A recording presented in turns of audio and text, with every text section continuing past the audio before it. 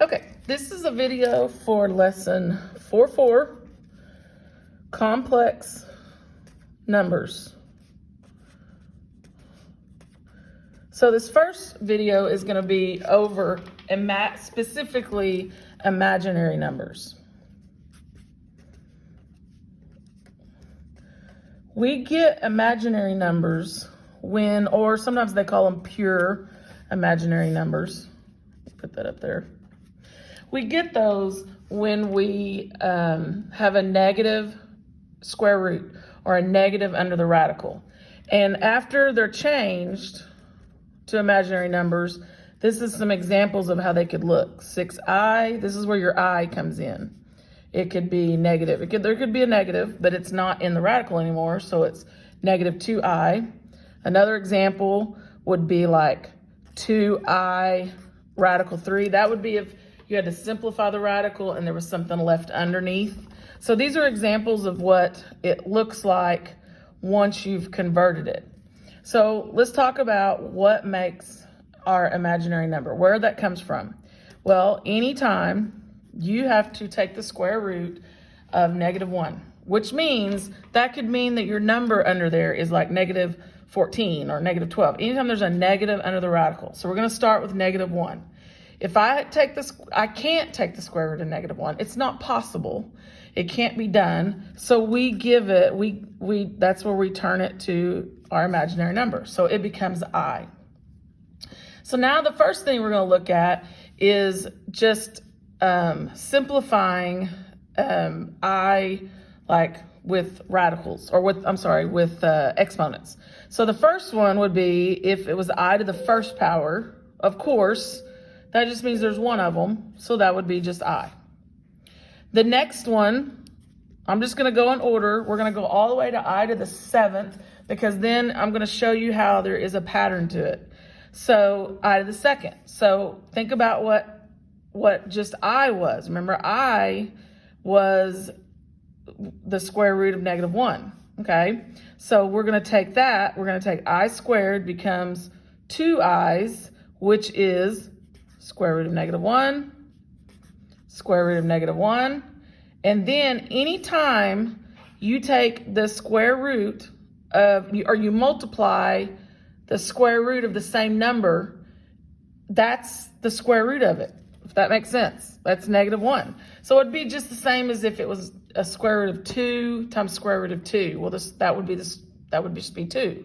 Basically, it lifts the radicals when you multiply them like that. So that's -1. So now let's do I to the 3rd. I to the 3rd is, we're going to break it down. We're going to make it I to the 2nd times I. Well, we know I to the 2nd is -1, and we know I is, we're just going to leave it I.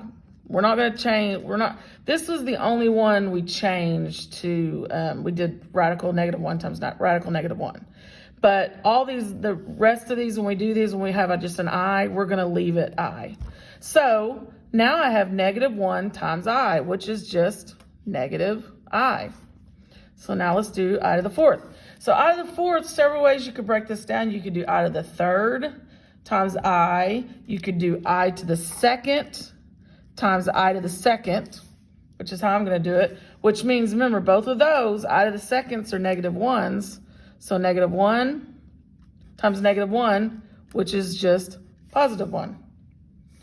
The next one, I to the 5th. Again, you could break it down several ways. I'm going to do I to the 4th times I. Well, I to the 4th was 1, and just I is just I. So 1 times I. I to the 6th. Again, several different ways you could break it down. Let's do I to the 5th times I. Well, I to the 5th is 1i, and then you have the 1i, which now that becomes I and I, which is I squared. So you can put those back together, and then now look, I squared. So do you see what's happening? We're repeating.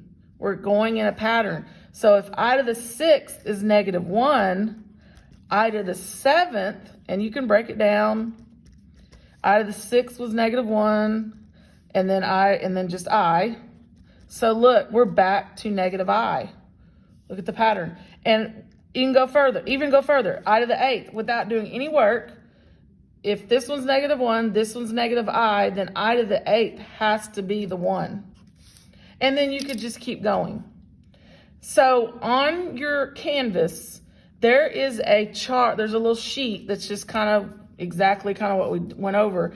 And I think it even goes further than I to the 8th. It's kind of like a little cheat sheet for your eyes. But these will be like the first, I think, 4 problems on your ALEKS assignment for this one. You'll have to figure out, you'll have to compute like I to the whatever. It'll give you an exponent. But that's how you're going to go about it. All right.